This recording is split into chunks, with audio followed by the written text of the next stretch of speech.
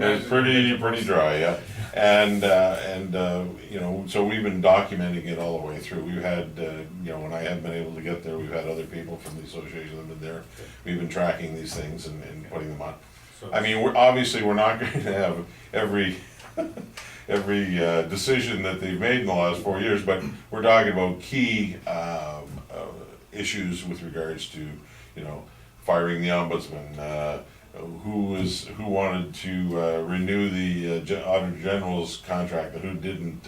And you've got some of their arguments. Some of their comments, yes. Perfect, because I think this is where, I refer to this as priming the pump. Mm-hmm. Because there's gonna be something on the site, Mm-hmm. it's behooves any person running for that position to make sure they're there as well. Well, I mean, if absolutely. you're just gonna ignore it and not put comments, that should be seen as, A statement. red flag right off the bat, yeah.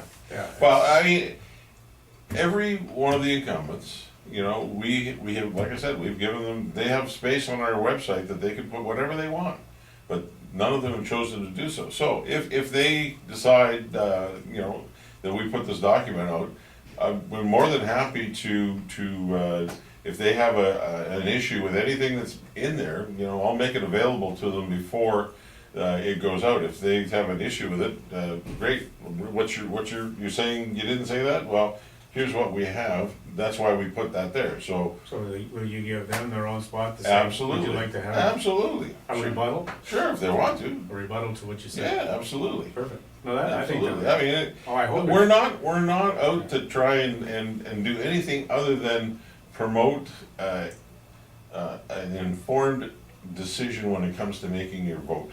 So in other words, you're kind of following your transparency and, Well, and account, like you can't. really What do you see much is what more. you get. I mean, you have to, if you're gonna talk the talk, you better walk the walk. Yeah, no, I think that, I hope it gets filled. Mhm. Yeah, I do too. Because I think it would be, Mhm. it would be a beautiful tool. We tend to live in this world today where Mhm. it's like, don't put anything in writing. And I can see a lot of candidates saying, I better be careful what I say here, Yeah. because if I don't perform 2 years from now and I've got it in writing, and yet, I guess if you're gonna Or- play in this game, you better be prepared. Yeah, or, I mean, if you truly believe what you're doing, then you shouldn't have any compunction Shouldn't have about stating whatever you believe. So, I mean, you know, I'm not saying that I have all the answers, or that anybody else has all the answers. All I'm saying is I know what I believe, and I'll state what I believe to anybody, anywhere, anytime. And if you disagree, and give if me they- a convincing argument, try to change my mind. Yeah, that's right. If you can give me an argument that shows where, you know, I should reconsider, I'm absolutely ready to reconsider anything. Mhm. But in the absence of that, my convictions stand. Yeah, don't just say because. No, exactly. Give me a reason. You know, It why do we need to do this? It Why works. should we be doing It that? works with 5-year-olds. Yeah, exactly. Well, there's times at the council meetings where you think that might be the average age. I mean, it gets pretty bad sometimes. How big a group do you have working? And about 200 people. were our 200 members. people with the Greater With Sudbury Taxpayers GSDA, Association. yeah. Wow, Yeah. and they're all active? No. There's probably a hardcore of about 25 people who are really, you But know, the soft core putting will some. come. Well, fast. see, it was kind of interesting when we first formed. We put out memberships. We got a lot of initial response from everybody, and it was amazing to me how many people that responded to us were elderly or seniors on fixed incomes. And you know, we were getting lots of snail mail with people saying, "How do I join? Well, I don't have a computer, or whatever." So we would get the forms out to them, and they come back. And during that first year, I looked at all of these people, and I looked at different things, and I got a lot of letters from a lot of people. I got a lot of phone calls from a lot of people saying, you know, like, I'm on a fixed income, $30 is a lot of money to me, but what you guys are doing needs to be done. We support you. It's going to be a hardship for me to do this, but I think it's important enough that I'm going to join your association. So I was looking at this and, you know, we've been very successful in our fundraising efforts with regards to contributions and whatnot. I said, you know what, guys, at one of the board meetings, it's, in all good conscience, I can't continue to do this. You know, we should drop the renewal, aspect of our memberships and it's like a one-time $30 charge. You're a lifetime member until you decide you don't wanna be a member. And that was unanimously passed by the board. So, I was really pleased that we weren't going to be going back to those people who supported us so adamantly right from the start. And be seen to those are be, the people that really need you. well, exactly, they're the most needed and we really shouldn't be taking their money on an ongoing basis. So, we changed that around. And what we've done is we've redoubled our efforts on fundraising side of things from, you know, individuals, businesses, whatnot. You know, we've had barbecues, we had different things, and we've done very well with regards to raising money in that respect. They've So- only been around 3 years, that's Yeah, a lot of yeah, groundwork. yeah, well, it's a lot of work, but we've got some really good people, and, you know, we've been, able to, take informed positions through getting the right research done before we take a position on an issue. So this And is it's paid really, off. this is really evidence-based Mhm. approach. It's, It's the only way to do it as far as I'm you concerned. got, yeah, so if you're gonna have an argument, No. and if you're making the argument in face of evidence that's contrary, better be convincing. Well, exactly. I mean, it goes to, I mean, I sat through, when this council first got, into power. You know, I sat through and listened to some of the, comments that were being made by the councilors with regards to the shopping hours issue, and it was both, painful to listen to and embarrassing at the same time, in that some of the statements that were being made by some councilors, such as, well, you know, we're gonna have to have more police because, you know, with 24-hour shopping, they're gonna be dealing with shoplifters at 2 in the morning, and what about somebody who's getting raped or murdered, you know, the cops are gonna be tied up with a shoplifting case at 2 o'clock in the morning. I mean, do you actually listen to what you're saying?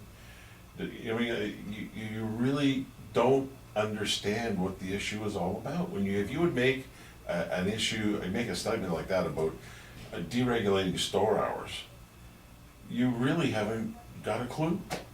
Another example is when they're speaking to issues such as,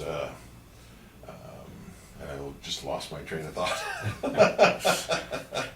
Too many meetings. Yeah, way too many meetings, but, no, there was another example that I was trying to remember, but, it escapes me right now, but it was along the lines of, you know, oh, I know, it's Pioneer Manor. You know, when the discussion started with Pioneer Manor, you know, when they start off a statement by saying, well, this is a jewel, well, that's not a factual-based discussion we're gonna have. You're getting off on an emotional tangent. And yes, Pioneer Manor is a very nice facility, there's no question about it. But, you know, it is governed and operated and to the same standards, levels, and funding as all the other nursing homes in this town. The only difference is that the city owns this one. That's the only difference. Oh, sorry, there is another difference. It costs more to operate it because the city owns it, okay? If Pioneer Manor wasn't owned by the city, it would be operating at a lower cost than it is now because the city owns it. It's also a service that we aren't required to provide under the Municipal Act. And, you know, everybody's been talking about the province and the feds downloading onto the municipal taxpayers' back things that they should. Well, here's one item that we have the opportunity to upload back to the province, because it's their responsibility, not ours. So, Why holding on to it? Pardon me? Why are we holding on to it? Well, exactly. Why are we holding on to it? Now, I don't know why we're holding on to it, because it doesn't make sense to be covering a $4 to $5 million deficit last year or the year before. So we're not making a surplus, we're not providing any more of a service than. No.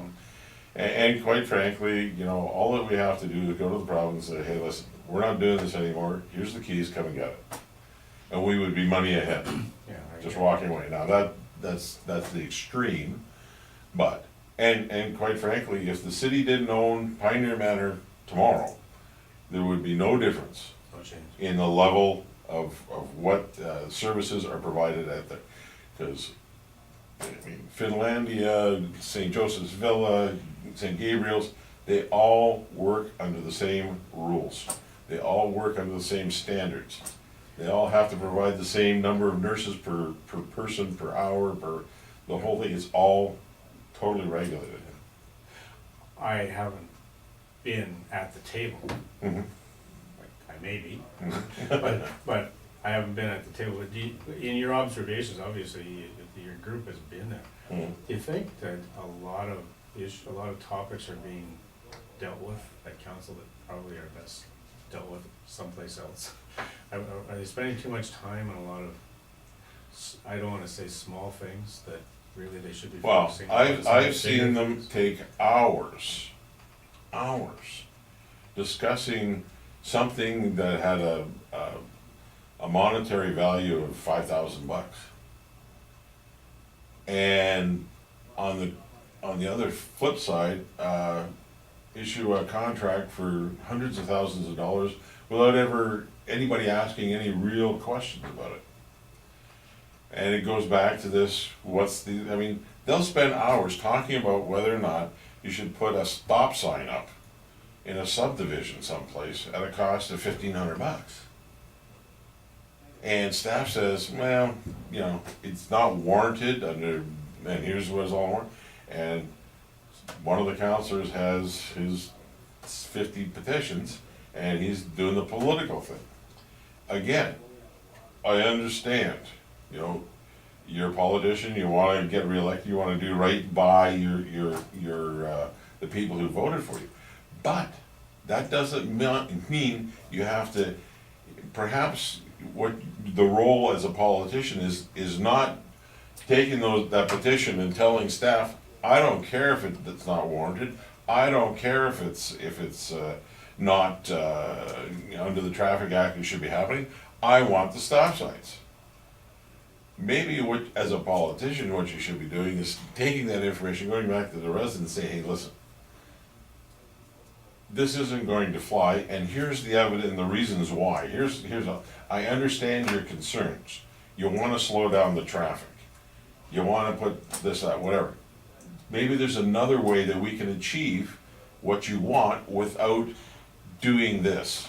Maybe there's something else, if we think outside the box, we can do something, or maybe there's another option available to the city to be able to accomplish what you really want, because you don't really want a stop sign, generally. What they want is slower traffic, they want this, that, that's great. Well, you know what? I've seen stop signs go in, and all that happens is you have a race between stop signs. You know, because people half the time don't stop at them, they blow through them, whatever. And So- people get a false sense of security when you Wow. have the stop sign up. See, what they're doing is they're trying to solve a problem by creating another problem. So if the core issue is we want to slow down the traffic in the neighborhood, there's only one tried, true, and proven way of doing that, and that's enforcement. So if you want to do that, then let's get a random enforcement team that goes around. That's all that they do, is we have these problem areas. Okay, various times during the day, every day of the week, there's gonna be a speed trap out there. That will slow down the traffic. Behavior modification. That's the only way to do it. I mean, I'm sorry, you can put up traffic lights, you can put up stop signs, yield signs, you can put $11,000 signs that flash saying you're going too fast. That's not gonna slow down the traffic. It's good window dressing, it's good politics because, oh, look what I've done for the people in my area. Still doesn't address the core problem. It's window dressing, it's politics. what you need to do, if you wanna slow down traffic, is put some enforcement out there. So the politicians and the city council should be saying, listen, you, Mr. Chief of Police, come here. We have a problem, and here's where the problem is, and we want you to do something about it. So get some enforcement out there. And we wanna report back each month on how that enforcement's going. And then you talk to the residents of those areas, and as a politician, say, is it working? Are you finding a difference? Then you've created a solution, as opposed to creating more problems that deal with more problems. No, I mean. That makes sense? It makes perfect sense. Like I say, I can see where, yeah, like you say, you spend a lot of time involved in conversations. And sometimes you're wondering, maybe if you just took the chairs away, that people wouldn't spend as much time talking. Well, you know, to be perfectly honest with you, I think there needs to be some more control placed on how the meetings are chaired. I mean, I recall back in the day when Tom Davies was chairing regional council meetings, you didn't get the kind of nonsense that we have here now. It wasn't tolerated. So, you know, perhaps some